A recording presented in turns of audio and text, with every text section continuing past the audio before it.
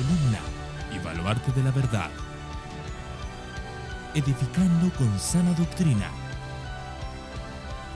a la Iglesia de Cristo. Así que lo primero que haremos hoy será leer la Escritura, leer el texto que nos corresponde de Santiago, y luego navegaremos a lo largo de la Biblia sobre ese tema y ver qué dice Dios sobre los juramentos. Si se pueden, si no se pueden, si se pueden, cómo deben ser, qué debemos tener en cuenta y algún consejo al final. Así que vamos a estar leyendo Santiago capítulo 5 y hoy voy a quedarme tan solo en un versículo, el versículo 12. Santiago capítulo 5 y el versículo 12. Santiago capítulo 5, versículo 12. Y dice así la palabra del Señor: y sobre todo, hermanos míos, no juréis ni por el cielo, ni por la tierra, ni con ningún otro juramento. Antes bien, sea vuestro sí, sí, y vuestro no, no, para que no caigáis bajo juicio. Al ser un versículo solo lo repito, para que prestemos atención a estas palabras. Y sobre todo, hermanos míos, no juréis ni por el cielo, ni por la tierra, ni con ningún otro juramento. Antes bien, sea vuestro sí, sí, y vuestro no, no, para que no caigáis bajo juicio. Ese va a ser el versículo que vamos a estar trabajando en este día. Como ven, la palabra juramento aparece allí. Hay un consejo de Santiago claro. Antes de entrar, recordarles, nos quedan solamente dos mensajes más de Santiago. Semana que viene estaremos trabajando versículos 13 al 18, y luego el último ya dentro de 2 semanas, versículos 19 y 20, y estaremos concluyendo la serie. La semana que viene es un texto interesante, tanto que lo estaba comentando con algunos hermanos ahora en el despacho, porque es uno de los versículos, hay por ahí un par de los versículos más controversiales. La semana que viene el título es Alabanza, Oración y Aceite, porque es el versículo donde dice, pues si alguno está enfermo, llame a los ancianos y oren por él, ungiéndole con aceite, y habla incluso de que habrán pecados perdonados, varias cosas interesantes que yo creo que hay que leerlas con atención y con muchísimo cuidado. Así que nos esperan un par de estudios más de Santiago y ambos van a ser de mucha edificación para nosotros. Pero hoy vamos a este tema. Vamos a hablar del tema de los juramentos. Primero vamos a entender lo que está diciendo Santiago y luego lo vamos a comparar con el resto de la Escritura. La enseñanza de Santiago realmente parece muy clara, porque parece primero una instrucción negativa, lo que no se debe hacer, y luego simplemente una instrucción positiva. El versículo está roto en dos, si se dan cuenta. Sobre todo, hermanos míos, no juréis ni por el cielo, ni por la tierra, ni con ningún otro juramento. Instrucción negativa. Hay una prohibición de Santiago, o más bien no es una prohibición. El tono de Santiago es un consejo. El consejo de Santiago es, hermanos, no se metan en juramentos, ni por el cielo, ni por la tierra, ni de ningún tipo.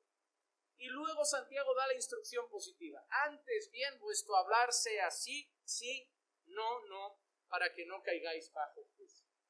Entonces nosotros lo que debemos preguntarnos cuando leemos este versículo es ¿qué quiere decir Santiago sobre esto? ¿Cuál es el tema central? ¿Qué debe estar pasando?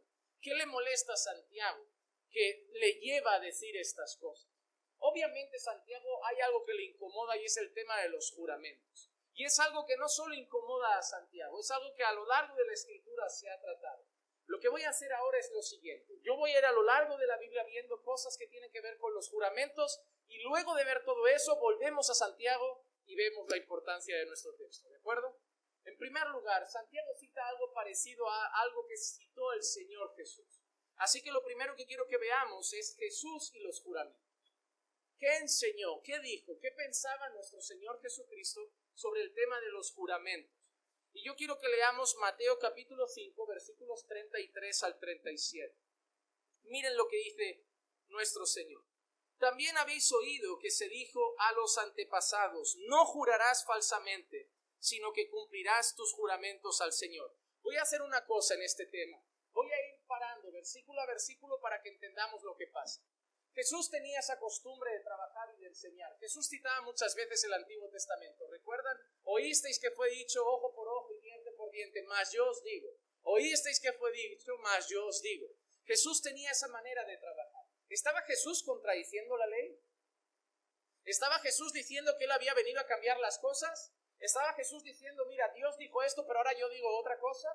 ¿Estaba Jesús diciendo, Moisés dijo esto, pero yo vengo a cambiar lo que ha dicho Moisés? Viene una nueva etapa, nuevos mandamientos, nueva vida.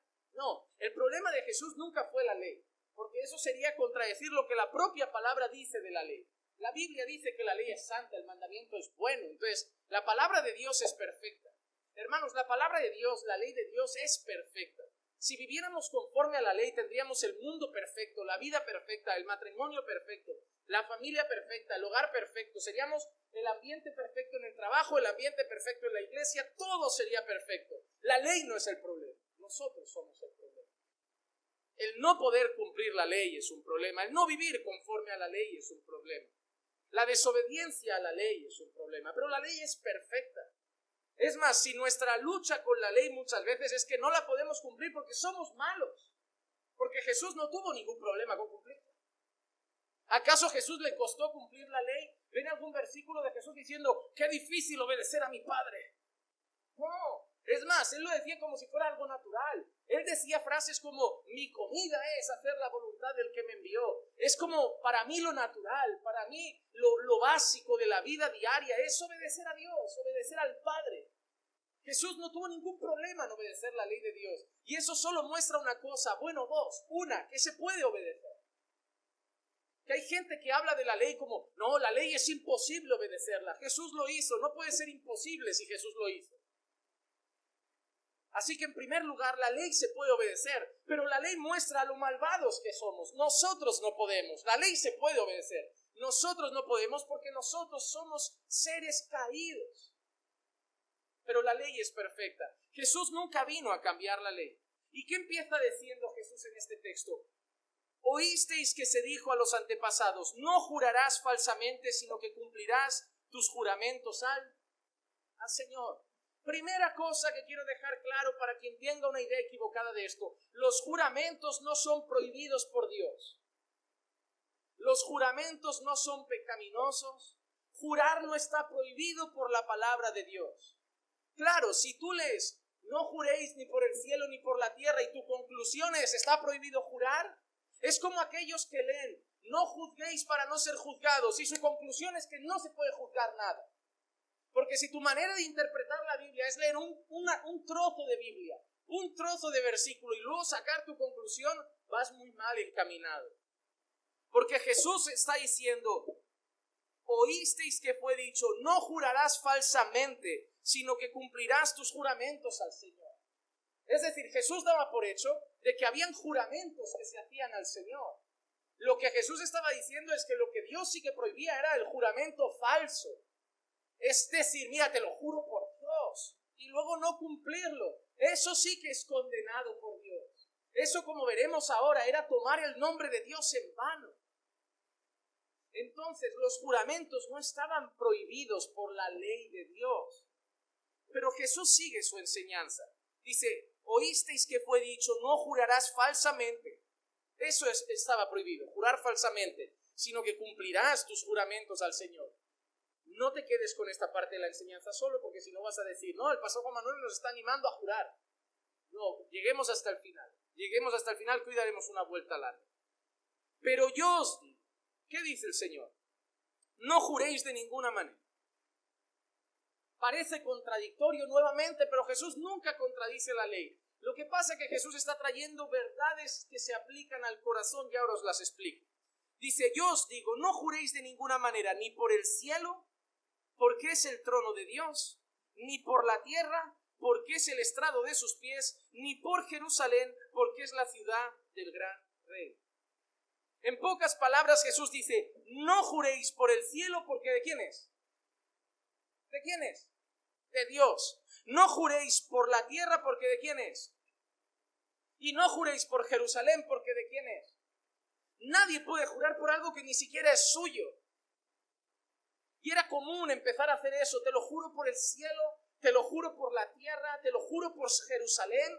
Y Jesús está diciendo, por el cielo no puedes jurar porque le pertenece al Señor. Por la tierra no puedes jurar porque le pertenece al Señor. Por Jerusalén no puedes jurar porque le pertenece al Señor. Y luego sigue. Ni jurarás por tu cabeza, ni por ti mismo. ¿Por qué por ti mismo tampoco puedes jurar? Porque no puedes hacer blanco o negro ni un solo cabello. ¿Qué quiere decir esto? Tú no eliges cuándo te salen las canas, ¿verdad? ¿Quién determina eso? Es el Señor. El que controla el curso de tu vida es Dios. Tú ni siquiera sabes si mañana te despiertas. Así que, en pocas palabras, Jesús está diciendo, no puedes jurar por el cielo porque es de Dios. No puedes jurar por la tierra porque es de Dios. No puedes jurar por Jerusalén porque es de Dios. Y no puedes jurar ni por ti porque ni tú tienes dominio sobre tu vida. Porque lo que veremos luego es que jurábamos por algo que era superior a nosotros. Por eso se juraba por el nombre del Señor. Pero Jesús está empezando a decir esto. ¿Por qué Jesús dice eso? Es la palabra. Había una cosa que Jesús deja muy claro, y es que los fariseos eran muy tramposos. Muy tramposos. Por ejemplo, Moisés había establecido bases en cuanto al matrimonio, a la emisión de la carta de divorcio y cosas de estas. Entonces, ¿qué hacen los fariseos? Siempre buscaban la trampa para poder hacer lo que les daba la gana, pero que no pareciera que violentaban la ley. Es más, empezaron a torcer la palabra para empezar a repudiar a sus mujeres por cualquier motivo y estar, según ellos, en paz con Dios. Por eso Jesús decía sobre el adulterio, oísteis que fue dicho que quien cometa adulterio, pero yo os digo que quien mira a una mujer para codiciarla ya adulteró. Porque ¿cuál era la tranquilidad del fariseo? A mí no me van a pillar en la cama de ninguna mujer, pero las voy a mirar a todas. Entonces yo no adultero, porque yo no me he metido en la cama de mujer ajena en ningún momento. Los fariseos daban rienda suelta al pecado, pero de una manera tan astuta que no intentaban no violentar ningún principio bíblico. Ellos solo se preocupaban por la parte externa, que aparentemente por fuera todo pareciera perfecto, pero buscaban trampas para decir, yo no he roto ningún mandamiento, pero estabas mirando a aquella mujer, pero la Biblia dice que no puedo adulterar. Por eso Jesús todo lo que traía explicaba el mandamiento. Jesús lo que hacía, como le llamamos comúnmente, es enseñar el espíritu del mandamiento. Cuando Dios dijo que no se podía adulterar, Dios no se estaba limitando a decir no te puedes meter en la cama de otra persona. Dios te estaba diciendo que debías guardar tu corazón fiel a tu esposa, ser leal a tu esposa en todos los sentidos y guardarte en pureza sexual. ¿Qué pasa? Los fariseos tendían a coger la norma y ver solamente por dónde saltársela sin infringirla. Hasta hoy la gente es así. Hasta hoy buscamos esas lagunas en la ley para decir, he hecho esto, pero no hay una ley que lo condene, entonces me escapo por ahí. Muchos son así. Entonces, ¿qué pasaba con los juramentos? Los fariseos sabían que si juraban por Dios y juraban falsamente, serían condenados. Estaba mal. Estaba prohibido jurar en el nombre del Señor y no cumplir el juramento. ¿Qué empezaron a hacer los fariseos? A jurar por otras cosas. Como voy a jurar por el nombre del Señor, pero si no lo cumplo luego está mal, voy a jurar por el cielo. Voy a jurar por la tierra. Voy a jurar por Jerusalén. Te lo juro por mí mismo, te lo juro por mi madre, te lo juro por mi hermana, te lo juro por mi padre. ¿Cuántas veces nosotros no hemos hecho esas cosas? Cuando queremos que alguien nos crea. Eso es lo que empezaron a hacer los fariseos. Por eso Jesús dice, el tema aquí no es por quién se jura. El tema aquí, la enseñanza de Dios es sobre la honestidad. La enseñanza de Dios es sobre la integridad al hablar. La enseñanza de Dios es sobre no prometer lo que no sabes si puedes cumplir, sobre simplemente ser íntegro en tu hablar. Y si dices voy, vas. No hay que jurar, no te juro que voy por mi madre, te juro que voy por Dios. No, dices, yo iré. Porque lo que Dios quiere de nosotros es que seamos honestos en nuestro hablar. Te voy a decir una cosa, si tú tienes que decir te lo juro, es porque sabes que no dan crédito a tus palabras sin el juramento.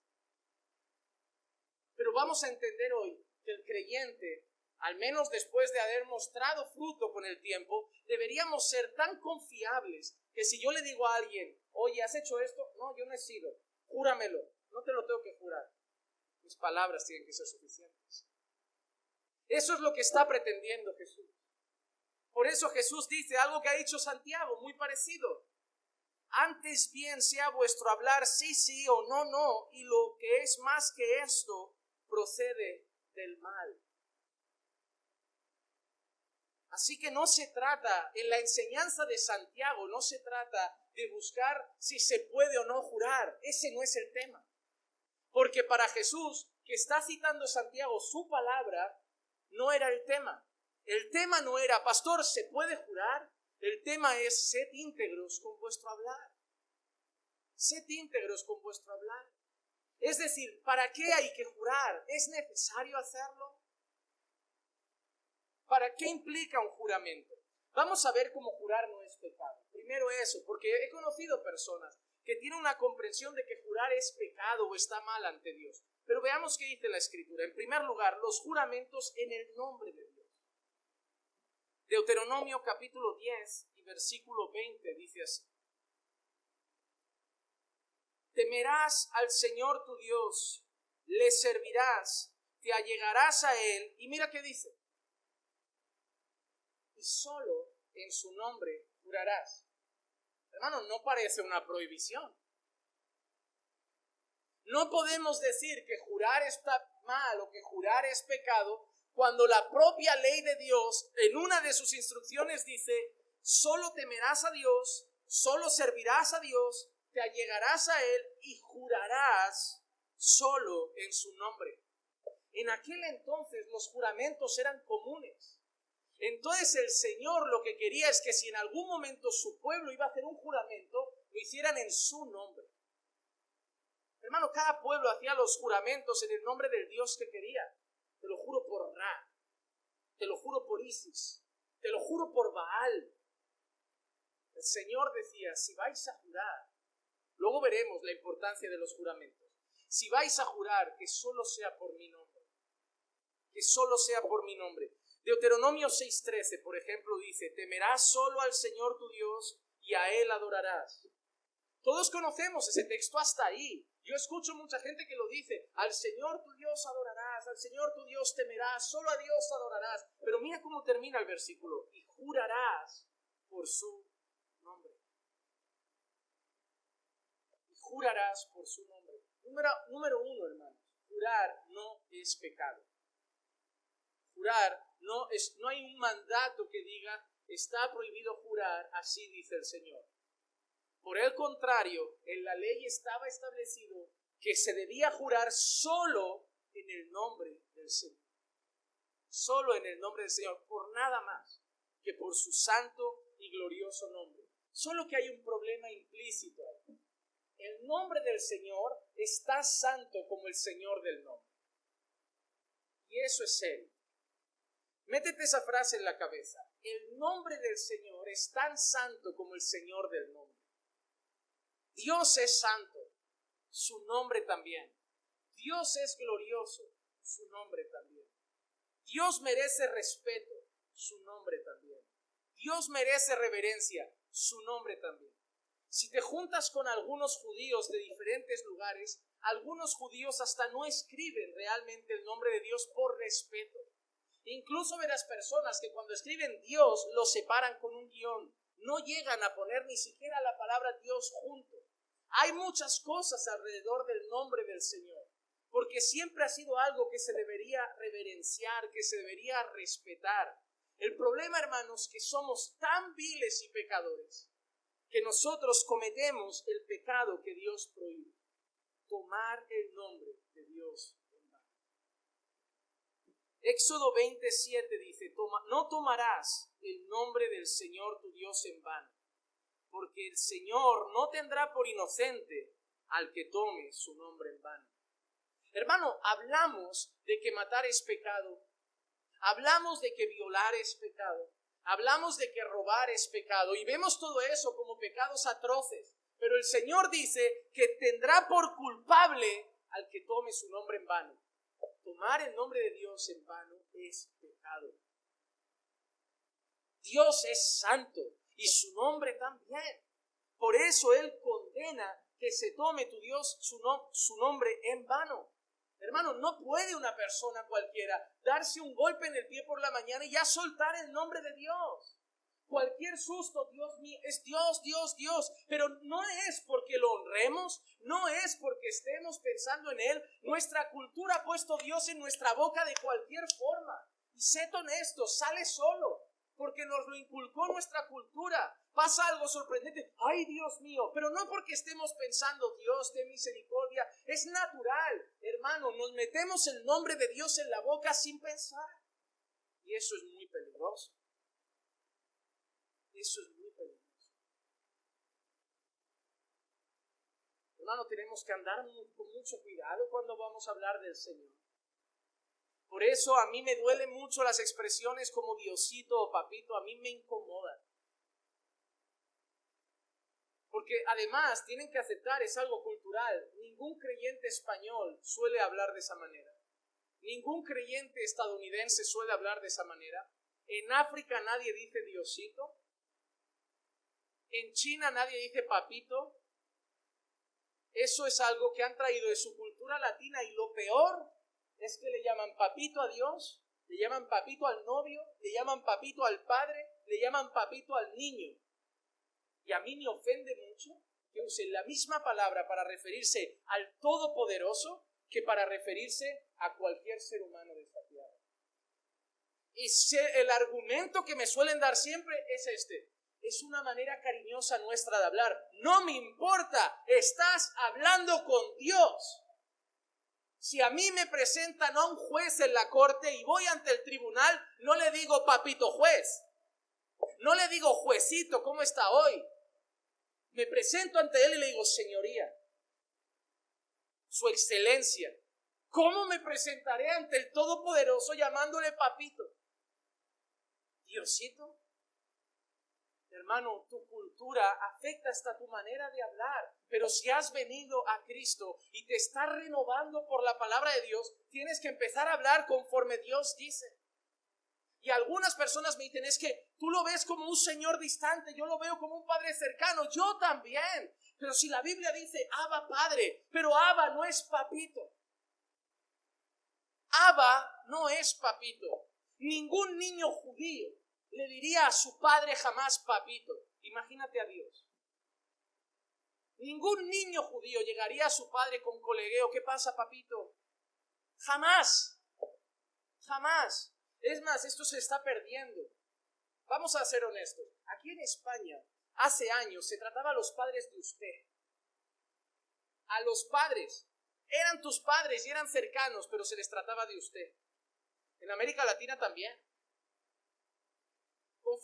Para que entiendan cómo va la cosa, que no es algo bonito, para que entiendan cómo va la cosa, conforme los jóvenes y los niños empezaron a volverse colegas y no hijos, conforme se empieza a perder el respeto a la autoridad paterna, empieza a haber colegueo en casa, ya no es padre, ahora eres, ¿qué pasa, viejo?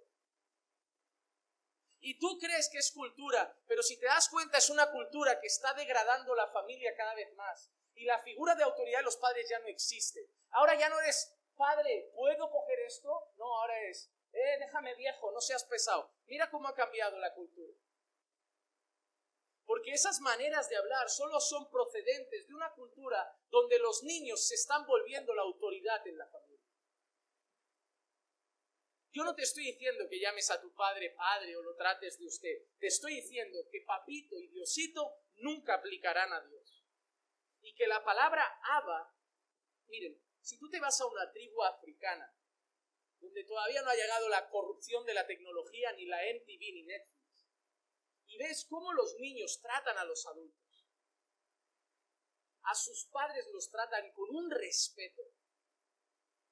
El otro día veía una tribu africana que cuando el niño iba a hablar con el padre, iba mirando al suelo, y hablaba cuando el padre le decía, dime hijo, y entonces levantaba la cabeza.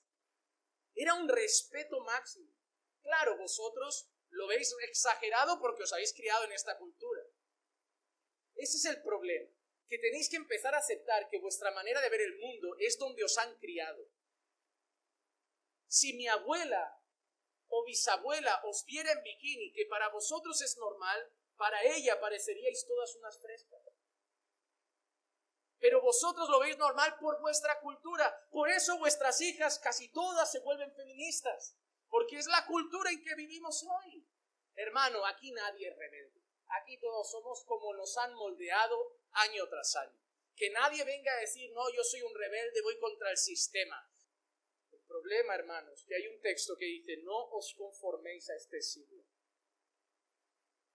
sino transformaos por medio de la renovación para que entendáis, de vuestro entendimiento, para que entendáis cuál es la voluntad de Dios, lo que es bueno, agradable y perfecto.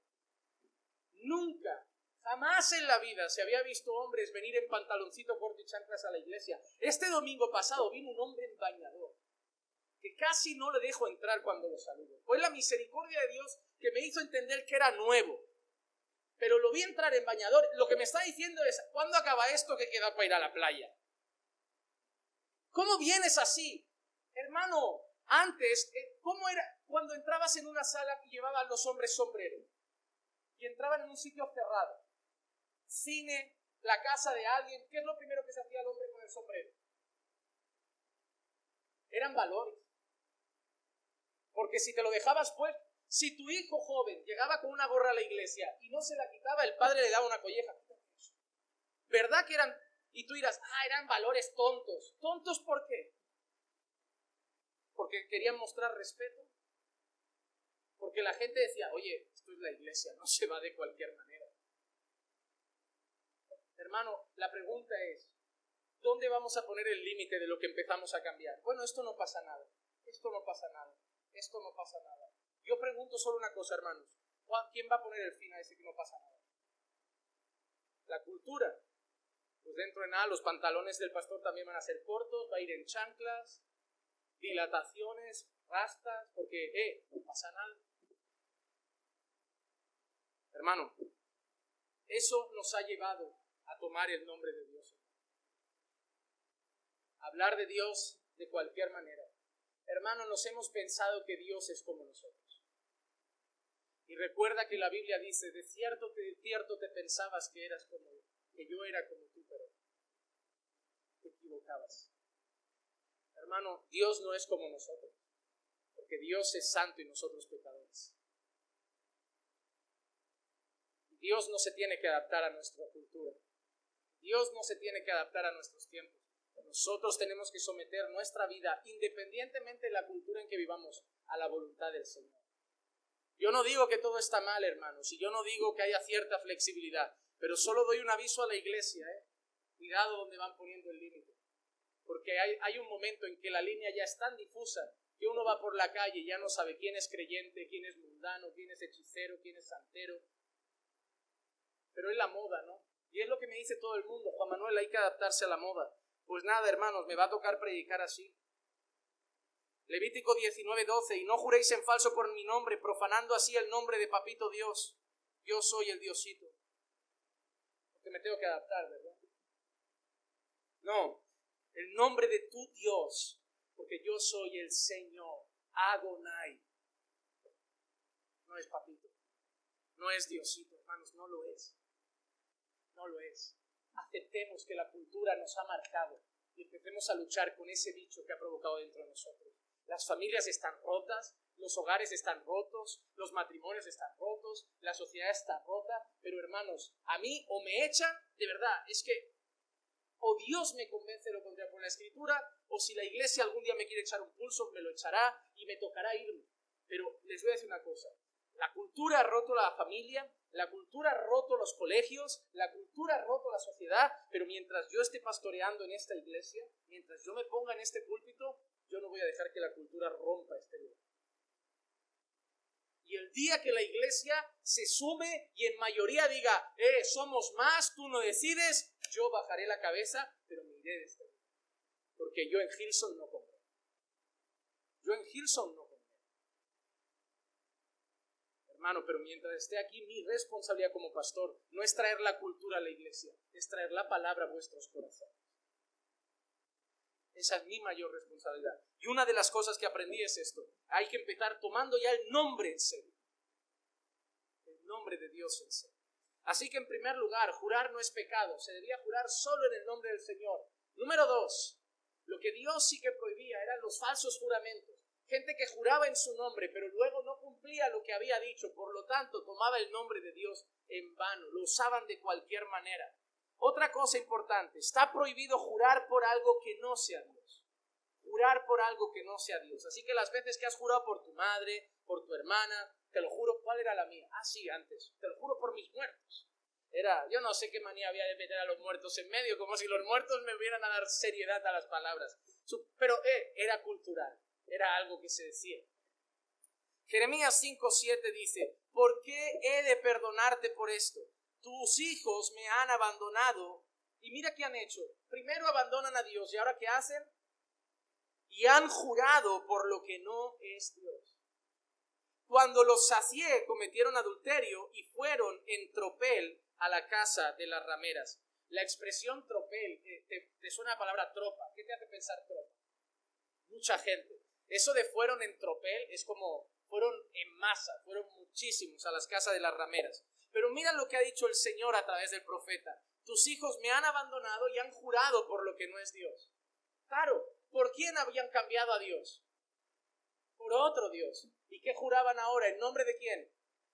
De Baal, de las aceras y de esos falsos ídolos y dioses. Porque el pueblo de Dios lo honraba cuando hacía un juramento, jurando solo en el nombre del Señor. Porque era una manera de decir que juraban por lo más sagrado y santo. Pero cuando dejaban al Señor, empezaban a jurar por otras cosas que no son Dios, por falsos dioses. Así que en primer lugar, jurar no era pecado y no es pecado.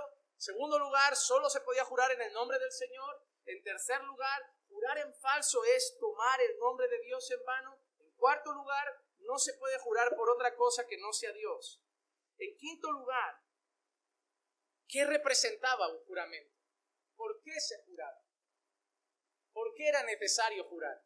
Yo no sé si te das cuenta, pero hasta hace poco tiempo, yo no sé si se sigue haciendo, pero siempre recuerdo las películas americanas cuando hay juicios, ¿no? Que te ponen la mano en la Biblia y te hacen primeramente jurar, ¿no? Que vas a decir la verdad.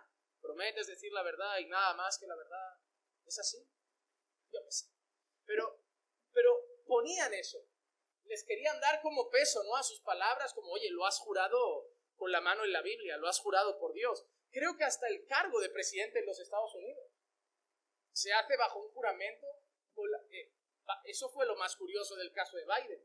Una persona a favor de todo lo que es anti-Dios y jurando por una Biblia antigua, familiar, superclásica, y él se proclama, creo que católico. Entonces, eso fue lo que más asombró a muchos. Que ese hombre juró con la mano en la Biblia que iba a honrar su cargo, que iba a honrar la Constitución, y lo primero que empezó a promover fueron cosas contrarias a la Biblia. Contrarias. ¿Y eso qué nos demuestra, hermano?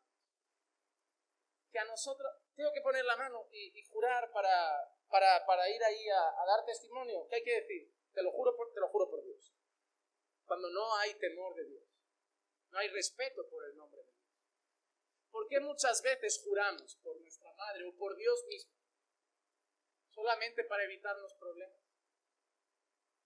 Cuando te han pillado en algo y quieres ya escaparte como sea, no, te lo juro por Dios, te juro por Dios que yo no he hecho nada, te juro por Dios. Son así las personas. Pero no hay temor de Dios. Porque lo único que quieren es escapar del problema. Les da igual estar tomando el nombre de Dios. Les da igual. Hermano, ¿tú crees que la gente respeta el juramento ahora con la mano en la Biblia antes de dar testimonio en un tribunal? Eso empezó siendo algo sagrado, pero ahora se ha vuelto algo irrelevante. Tanto que se está eliminando en muchos sitios, porque eso lo hacía en muchos países. Hermano, ¿qué representaba un juramento? Vamos a ver algunas cosas, 3 pasajes. Hebreos 6, 13 al 16 dice: Pero cuando Dios hizo la promesa a Abraham, no pudiendo jurar por uno mayor, juró por sí mismo, diciendo: Ciertamente te bendeciré y ciertamente te multiplicaré. ¿Quién hizo el juramento ahí? Mira qué interesante. ¿Quién hizo el juramento? Dios. ¿Cómo voy a decir yo que jurar está mal si Dios mismo juró? Porque el autor de Hebreos ha dicho: Dios, no pudiendo jurar por otro mayor, juró por sí mismo. Dios hizo un juramento. Pero jurar solo se podía jurar por alguien mayor. ¿Recuerdan que solo se podía jurar en el nombre del Señor? Alguien mucho mayor que nosotros. Pero claro, cuando Dios va a hacer un juramento, ¿quién hay mayor que Dios? Juró por sí mismo. Y dijo: en el 15 dice, y así, habiendo esperado con paciencia, obtuvo la promesa. Porque los hombres juran por uno mayor que ellos mismos. Y mira qué dice ahora, y para ellos un juramento dado como confirmación es el fin de toda justicia. Ese era el fin de un juramento, esa era la finalidad. Dios le jura a Abraham, te bendeciré y te multiplicaré. Le da una promesa, ¿no? Te lo prometo. Te prometo que te voy a bendecir. Te prometo que te voy a multiplicar. Y para los judíos, para los hebreos, un juramento era el fin de toda. Si Dios lo ha prometido, Dios lo va a cumplir. Porque Dios no va a jurar en falso. Dios no va a prometer en falso. Dios no es hombre para mentir, ni hijo de hombre para arrepentirse. Entonces ahí tienes la explicación al final. Y para ellos un juramento dado como confirmación es el fin de toda. En pocas palabras, si yo estaba hablando con alguien en aquel tiempo, en aquel contexto, y empiezo a hablar y le digo, mira, yo voy a hacer esto, te lo prometo. No, pero ¿y si no puedes? Te lo juro. Te juro por el Señor que yo iré a verte ese día. Te juro. Entonces la persona ya se callaba. Es como, lo ha jurado por el Señor, ya está. Va a mover cielo y tierra, pero lo va a hacer. Va a mover cielo y tierra, pero va a cumplir su palabra.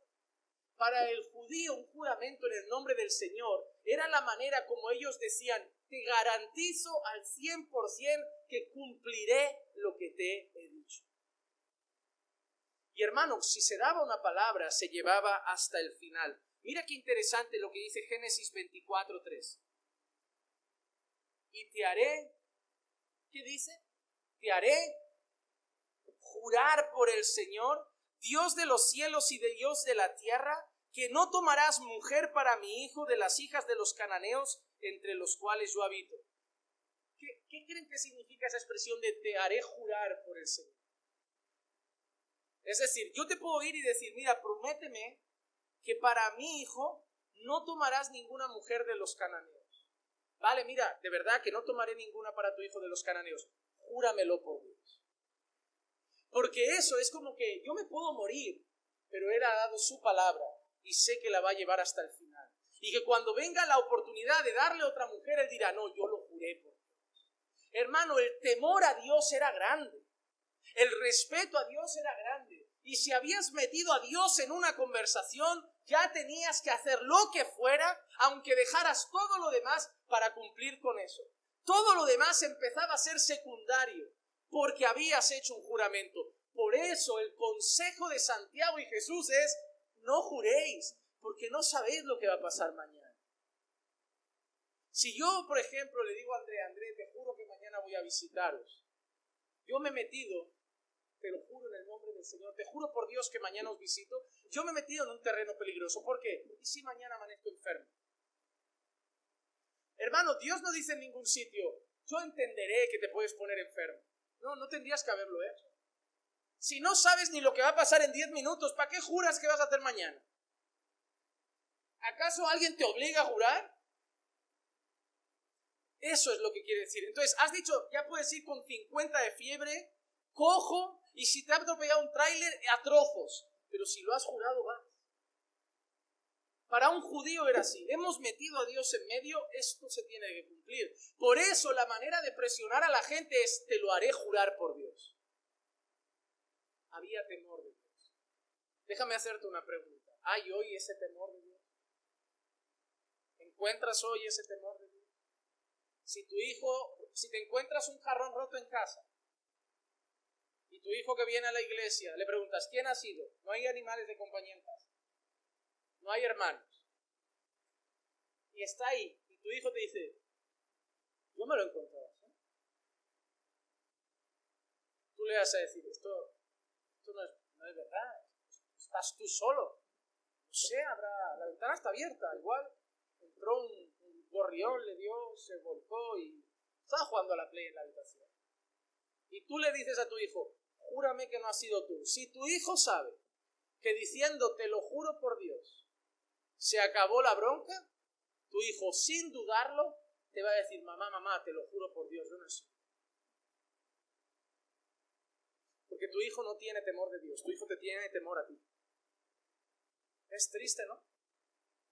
¿A ti no te da pena que tu hijo te tenga más miedo a ti que a Dios? A mí como pastor me preocupa, ¿sabes? Me preocupa cuando miembros de la congregación actúan, visten, viven de una manera si estás y fuera no. Porque lo que me da pena, ¿sabes qué es? Que me tienen miedo a mí. Que no tienen miedo a Dios. Que me quieren agradar a mí. Que les preocupa mi opinión. Y me parece bien, soy tu pastor, te debe preocupar la opinión de tu pastor. Te debe preocupar la opinión de tus padres. Pero la primera opinión que te debe preocupar es la opinión de Dios. O sea, yo por respeto a mi padre a veces cumplo normas que ni entiendo. Y yo por respeto a mi pastor, si tengo que adaptarme a algunas cosas, digo, pues hasta lo haría, a no ser que sea algo antibíblico. Pero la opinión que vale sobre todas las opiniones es la opinión de Dios. Por eso, lo que un pastor debe conseguir no es que la iglesia respete su denominación.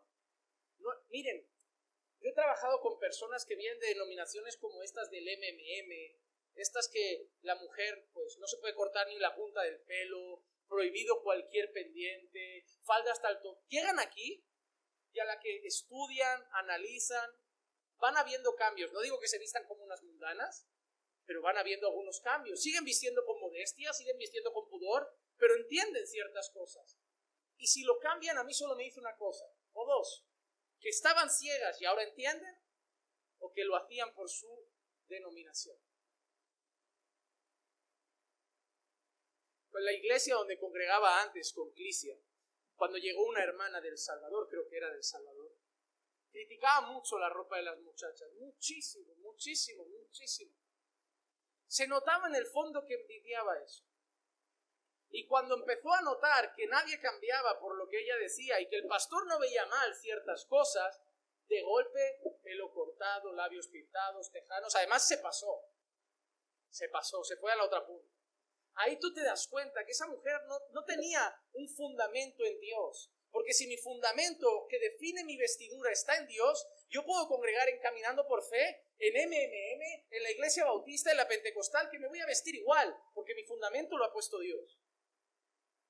Pero si me vengo aquí, visto de una manera, me voy a la iglesia del MMM, me visto de otra, me voy a Hillsong y me voy en shorts, el fundamento lo va marcando la iglesia. ¿Qué va a pasar si mañana congregas en una nudista? Hermano, es así de sencillo. Debemos tener temor de Dios. Nuestros fundamentos los tiene que poner el Señor. Miren, yo llevaba 7 pendientes en las orejas, 7. Tenía más agujeros en los oídos que Dios me había dado 2, pero yo quería 7 más. Jamás, ni mi esposa que llevaba más tiempo en la iglesia me dijo hay que quitarse los pendientes. Jamás el pastor me dijo hay que quitarse los pendientes. Me los quité un día, recordaré hasta hoy además que era un culto de oración. Estaba orando, arrodillando en el altar, estaba llorando, me estaba tocando no sé por qué las orejas, algo me incomodó, me los quité y ese mismo día a la basura. No he vuelto a llevar pendientes. Ah, pastor, pero que es que me da igual si le puedo o no. Algo aquel día convenció mi corazón, que el Señor me dio 2 agujeros, no 8 ni 10. Que el cuerpo no es mío para taladrarlo según las modas de este tiempo como quiera. No, ahora de 10 agujeros, ahora agujeros grandes, ahora píntate la cara, ahora ponte palabras en los nudillos, tatúate los brazos, ahora ya no sabes si es manga larga o el brazo pintado, ya no sabes nada. Y algo me hizo entender que Dios me había dado el cuerpo. Y que el dueño de mi cuerpo es Dios. Y que debía intentar cuidarlo para su gloria. Y que quería transmitir al mundo que yo no era parte de los borregos de esta cultura y que yo iba a seguir una dirección diferente y que iba a vivir contra la corriente de este mundo, mostrando al mundo que ya no era un niñato, sino un hombre, y un hombre de Dios. Daba igual que la gente me dijera, eres joven, vístete como un joven. No, me visto como un hombre. Tengo libertad, tampoco voy con un traje todos los días sudando, pero hermano, a eso voy. ¿Sabes por qué los cambios se mantienen? Porque los das convencido por el Espíritu Santo. Quien es aquí uno, en casa otro, en la calle otro, en cada iglesia otro, es que el Espíritu no está haciendo nada en ti. Lo estás haciendo por los pastores, por la iglesia, Cuando es el Espíritu de Dios quien trae convencimiento, el cambio dura para siempre. Porque nadie te ha dicho nada, te lo ha dicho Dios. Y a Dios lo honras aquí, en la China, en Guayaquil, en Brasil o en Alaska. Es así de sencillo. Mi trabajo, hermanos, como pastor, es que tú temas a Dios. Porque así podrás irte de vacaciones y yo ni me preocuparé de lo que vas a hacer, porque diré, tiene temor de Dios. Se va de vacaciones, pero no espirituales. Va a seguir honrando a Dios y siendo la luz del mundo allí donde vaya. Vamos al tercer texto que quiero comentar, Nehemías 13:25. Y contendí con ellos y los maldije. Herí a algunos de ellos y les arranqué el cabello.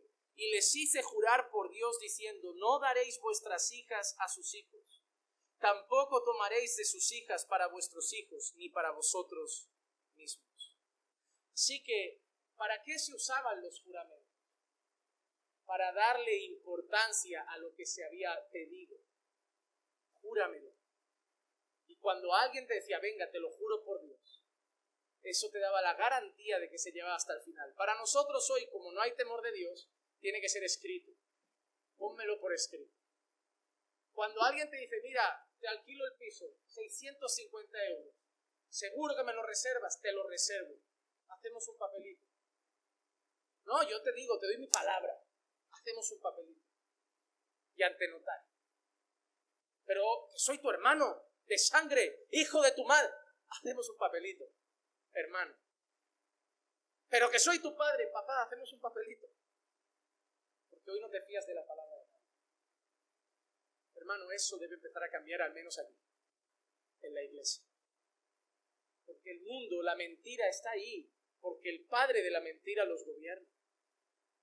Pero nosotros ya no estamos en el mundo. Nosotros ahora debemos dar crédito a nuestras palabras. Si tú le dices a tu esposa, amor, voy a quedar con unos amigos, tu esposa tiene que estar tranquila, porque sabe que vas a quedar con unos amigos. No tienes que decirle, te juro que quedo con unos amigos del trabajo. Ella tiene que confiar en tu palabra. En tu palabra. Solo hay un problema, que venimos de este mundo y ya hemos mentido mucho. Cuando pecamos, aunque nos perdonen, se queda la desconfianza. Y es normal, son consecuencias del pecado. A veces decimos, oye, si me has perdonado, te he perdonado, pero no tengo amnesia.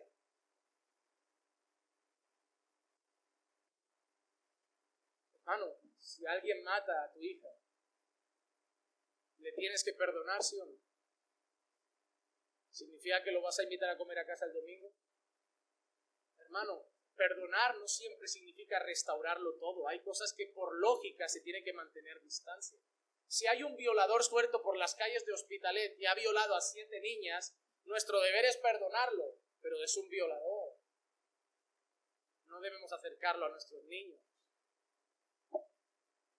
Normalmente sí que se restauran las relaciones porque lo que pasa son cosas del día a día. Que ofendí con una palabra, me perdonas y es distinto. Pero a veces no es viable. Y si hemos mentido mucho en el pasado, yo era de mentira muy ligera, pero mucho. Yo creo que vivía más de mentiras que de verdades.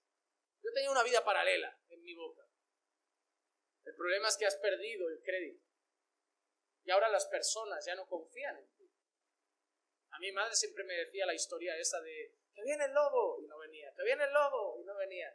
Siempre me contaba la historia, no sirvió de mucho, porque cuando no hay temor a esa historia, digo, mamá, ya sí, que un día vino el lobo y no le creyeron. Hijo, no te voy a creer. Luego se creía todo, pobrecito. Pero pasa, hermano, y algunos hoy pagamos esas consecuencias. Pero te digo una cosa, si somos firmes en ser honestos, si somos firmes en decir la verdad, al final las cicatrices se van cerrando y la gente empieza a confiar en nosotros y decir, mira, hace ya como 5 años que no le encontramos una mentira, yo creo que ya le podemos dar crédito. Pero es normal que esposas desconfíen, que esposos desconfíen, que padres desconfíen. Te viene tu hijo ahora de 18 y te dice, he nacido de nuevo, ahora tienes que creer en mí. A ver, ya mintiendo desde los 8. O sea, llevamos 10 años de mentira, 10 minutos de verdad. Dame tiempo, hijo, dame tiempo. Déjame asimilar el nuevo nacimiento. Déjame ver fruto por ahí, que ya han nacido 6 veces de nuevo esta semana. Ya, déjame ver fruto, déjame ver. Hermano, lo que sí que vemos en esto, cuando Santiago dice que sea tu hablar sí, sí, no, no, lo que vemos es que lo que Dios quiere es que cumplamos nuestra palabra.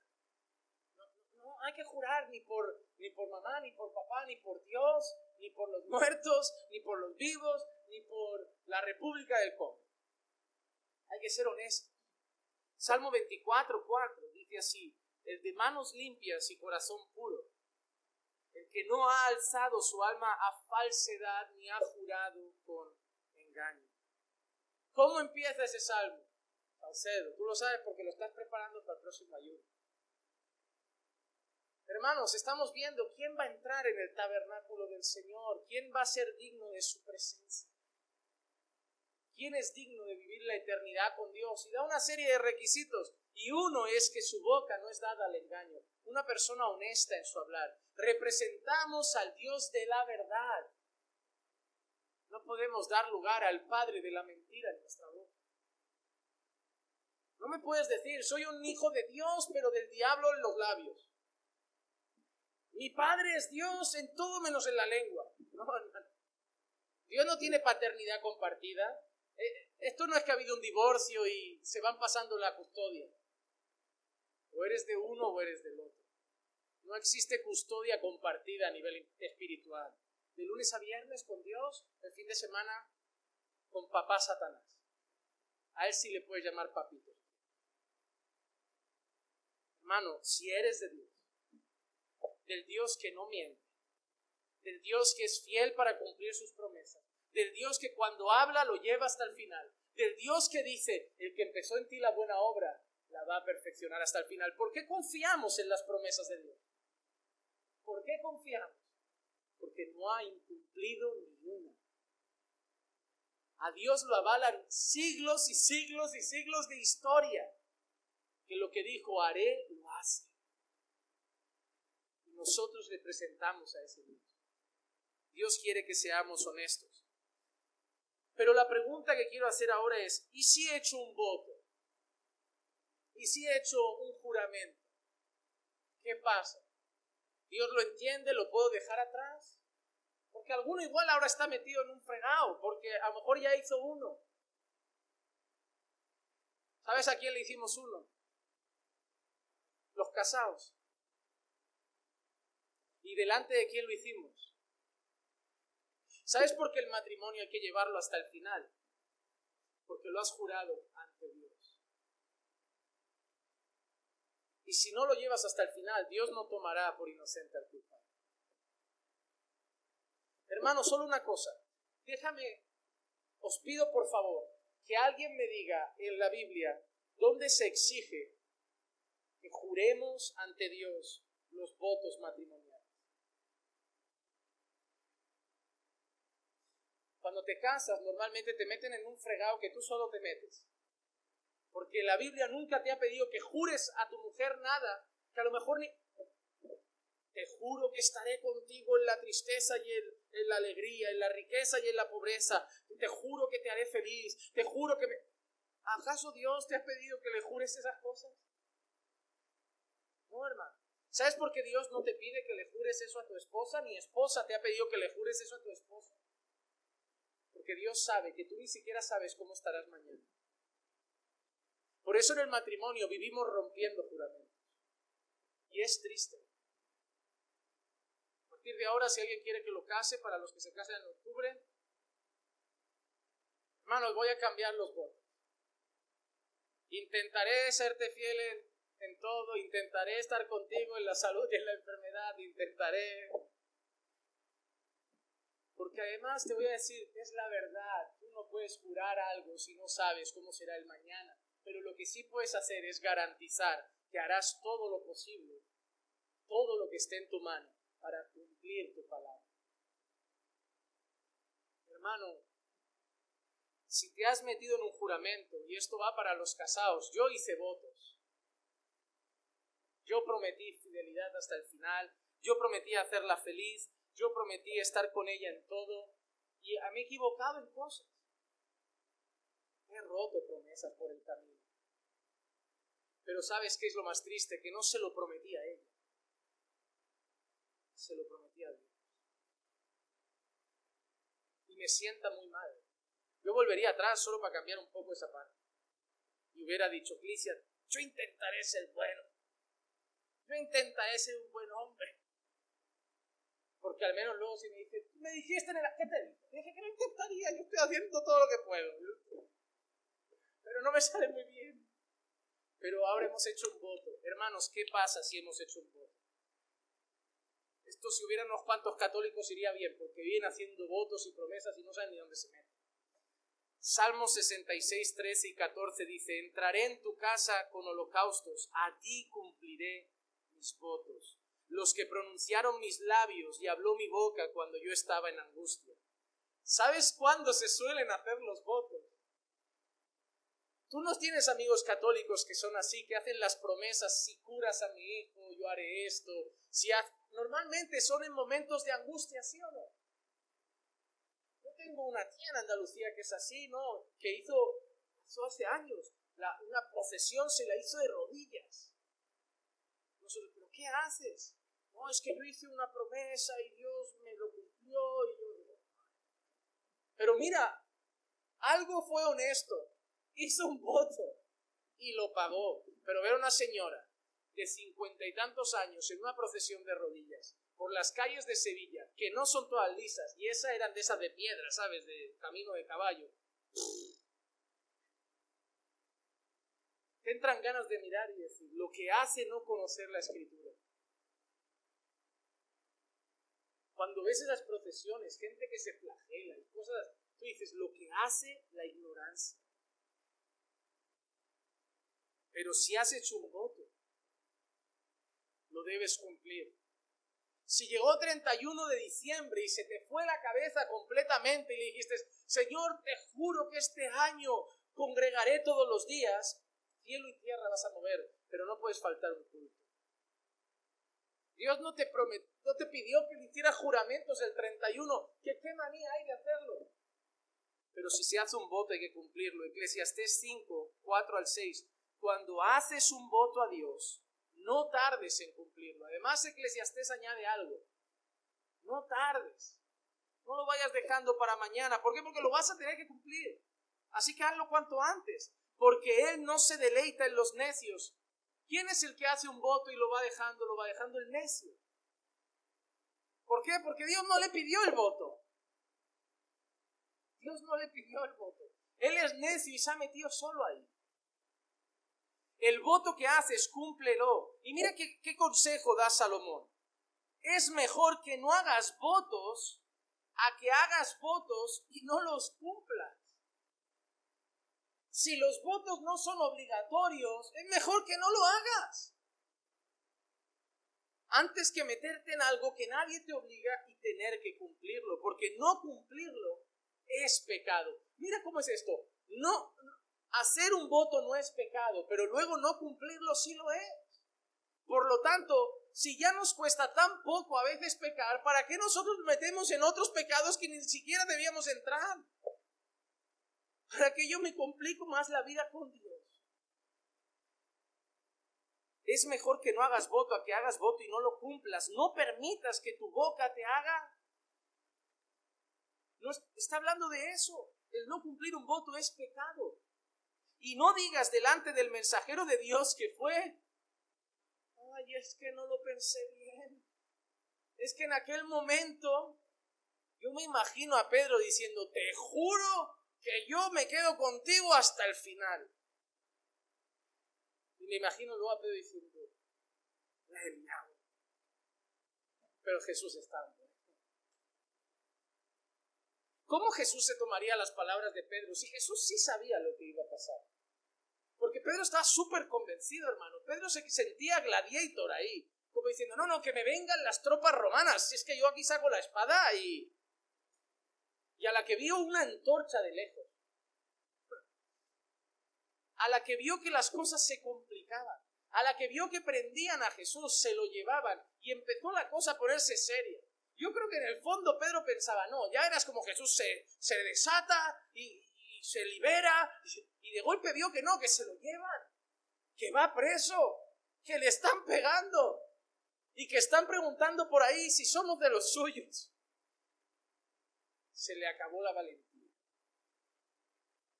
Pedro se dio cuenta de algo. Hermano, no vemos más de un palmo más allá de nuestra nariz. No podemos jurar valentía cuando no sabemos si mañana tendremos miedo. No podemos asegurar que pastor, yo estoy en esta iglesia con usted toda la vida. No sabes, mañana puede pasar algo. Mientras estés, pastor, yo estoy aquí, todo lo que es. Ahora veremos lo que deberíamos decir. Pero hermano, estas cosas nos hacen entender que somos limitados. ¿Sabes por qué Dios sí puede prometer? Porque Dios sí ve más allá. Porque Dios sí tiene el poder para que todo lo que Él diga pase. Si Dios dice, Jonás, ve a Nínive, Jonás va a Nínive. Quien sea se puede poner en contra, pero Jonás va a Nínive. Ya tenga que ir un pez, una tormenta, pero Jonás va a Nínive. ¿Sabes qué es lo más bonito? Que si Dios dice, voy a salvar a tus hijos, tú puedes estar seguro de algo. Dios salvará a tu familia. Porque Dios no incumple una promesa. ¿Sabes por qué yo sé que soy salvo? Porque Dios ha prometido que me va a sostener hasta el fin. Y por eso no tengo miedo. Yo no voy a estar temiendo cada noche de si un día pierdo mi salvación. Porque Dios ha prometido que si empezó la buena obra, la va a perfeccionar. Y la va a llevar hasta el fin. Y que Él es poderoso para presentaros ante Él en gloria, sin caída. Hermanos, yo no confío en mí. Yo confío en Dios. Yo no confío en mí, yo confío en Dios. ¿Por qué ha de enojarse Dios a causa de tu voz y destruir las obras de tus manos? Hermano, yo quiero terminar con un consejo. Hebreos 6:3. Y esto haremos si Dios lo permite. Mire cómo cambia el sentido de la frase. Y esto haremos si Dios lo permite. Cada vez que alguien me dice, a veces me escribe gente, pastor, el año que viene nos visitará Dios mediante. Pastor, al final del año que viene hacen el viaje a Turquía, si Dios quiere. Pastor, al final 2023 hacemos el viaje a Israel, si Dios quiere. Santiago 4, 14 y 15, ¿recuerdan este texto? Sin embargo, no sabéis cómo será vuestra vida mañana. ¿Recuerdan esta gente que decía, vamos a tal ciudad y haremos riquezas y haremos esto? Mira, recuerda lo que les dice Santiago, no sabéis cómo será vuestra vida mañana. Sois solo un vapor que aparece por un poco de tiempo y luego se desvanece. Más bien deberíais decir, si el Señor quiere, viviremos y haremos esto o aquello. 3 cosas, hermano, que te quiero decir hoy, importantes. Jurar no es pecado, pero jurar no es recomendable. Porque a pesar de que se puede jurar en el nombre del Señor bíblicamente, nuestra limitación nos hace correr el peligro de mañana romper un juramento y entonces sí pecar contra Dios. Entonces es mejor no hacerlo. Lección número 2. A pesar de ello, y que el problema mayor era que ofendían a Dios porque juraban en falso, porque tomaban su nombre en vano, lo que Dios sí quiere de su pueblo es que seamos honestos. Y sí, hermanos, nos debemos esforzar para que nuestro sí sea sí y nuestro no sea no. Y si le digo a mis hijos, en verano os llevo a Disneyland, los voy a llevar. Y si mi hijo me dice, papá, prométemelo, le voy a decir, no hace falta. Soy un hombre de Dios. Pero el tercer consejo, no deberías decirle a tu hijo, si te sacas todas buenas notas, te llevo a Disneyland. Número 1, porque sacar buenas notas es su responsabilidad. No tienes que hacer nada de chantaje ni comprar. Porque solo faltaba que los hijos se tuvieran que portar bien porque se les paga. Mira cómo ha cambiado la historia. Que ahora para que el niño esté callado te toman por un helado. Hermano, volvimos a lo mismo. Tu hijo te llama papito, ¿verdad? Hermano, la cultura ha hecho eso. Padres negociando con los niños. Pórtate bien, venga, que luego te... No, pórtate bien. Si luego te quiero llevar, te llevo porque soy tu padre y te quiero. Pero no porque me hayas hecho un favor. Hermano, cuidado, ¿qué estás haciendo con tu hijo? Si ya negocias con 5 años, ¿qué pasará con 18? Va a pasar lo que yo ya sé, negociando la hora, ¿verdad? A las 5, a las 8 en casa. No, papá, mis amigas se quedan hasta la 1, hasta las 12. No, venga, a las 9, ¿Qué es esto? Como un precio. Empezáis cada uno por el extremo y llegáis al punto medio. A las 8 en casa. Me da igual a qué hora venga Rebeca, a qué hora llega Paula, a qué hora llega María y a qué hora llega la que cierra el chiringuito. Tú llegas a las 8. ¡Ay! Pues no sale, ya está, me he cansado. Así negocia un padre, me he cansado, hoy ya no sales. El próximo día cuando diga a las 8 darás las gracias y lo aprovecharás. A mí me negociaban de esa manera, hermano.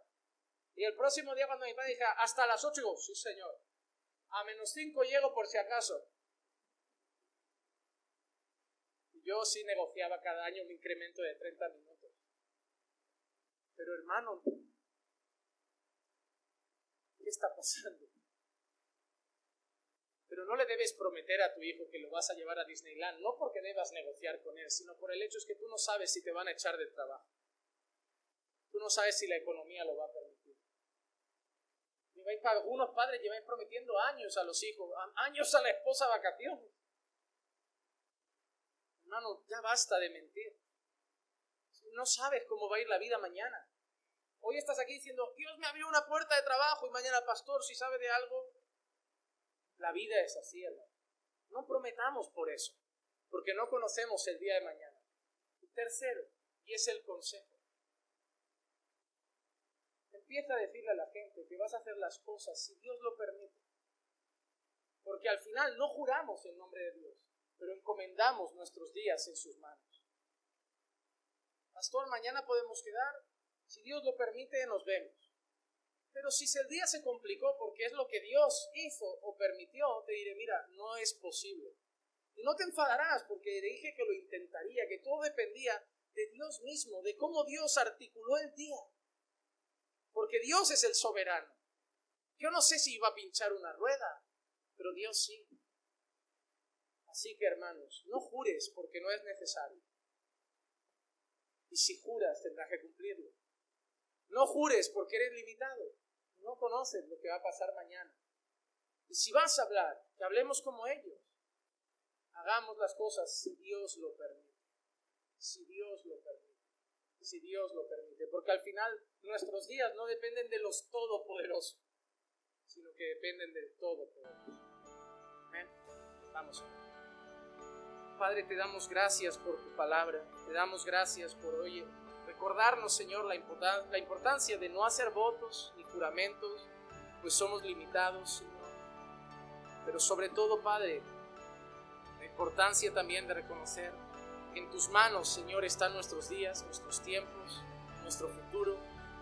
Y por eso, ayúdanos a ser honestos en nuestro hablar, a no prometer lo que no podemos cumplir, pues no conocemos ni siquiera lo que va a pasar al salir por esa puerta. Pero sí a esforzarnos por decir solamente sí o no, Señor, y cumplir nuestra palabra, a ser íntegros con lo que sale de nuestra boca, Señor, a no dar lugar a la falsedad y a la mentira en nosotros, y al entregar todas nuestras decisiones en tus manos. Que esta palabra, Señor, pueda hacernos cambiar un poquito más nuestra vida. Que esta palabra hoy nos lleve a examinarnos, a ver dónde hemos fallado a lo largo de los años y a corregir más y más nuestra vida, para que cada día seamos más y más como Jesús. Que dé fruto en los corazones es lo que yo te pido, Señor. Te pido todo esto en el nombre bendito de nuestro Señor Jesús. Amén. Estamos bendecidos.